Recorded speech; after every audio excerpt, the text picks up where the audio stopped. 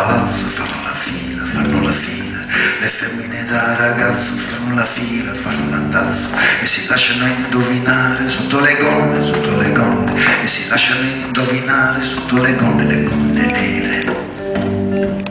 E sopra il molo del caricamento fanno la coda, gli uomini da bastone fanno la coda sul cemento e si lasciano perquisire sotto le giacche, e si lasciano perquisire sotto le giacche da ricucire.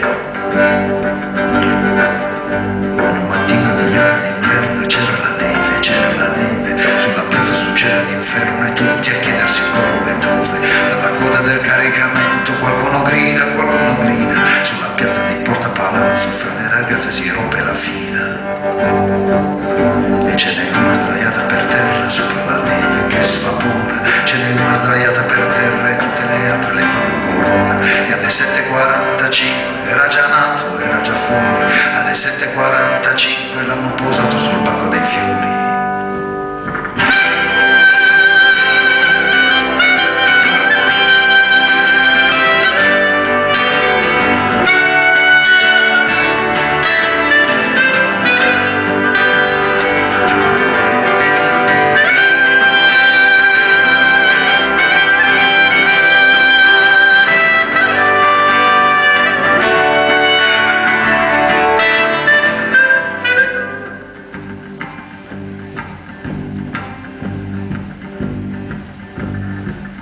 Mi favoriscano un documento, dice la guardia appena che arriva, trafelata dal caricamento per vedere che succedeva.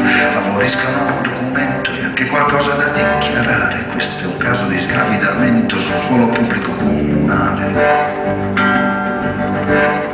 Ma documenti non ce ne sono, neanche qualcuno che dica niente, solo la gente che tira, che spinge intorno ai garofani e le catene. Documenti non ce ne sono, quasi più niente da documentare, solo che un giorno di luna d'inverno tutta la piazza ha voluto il suo fiore.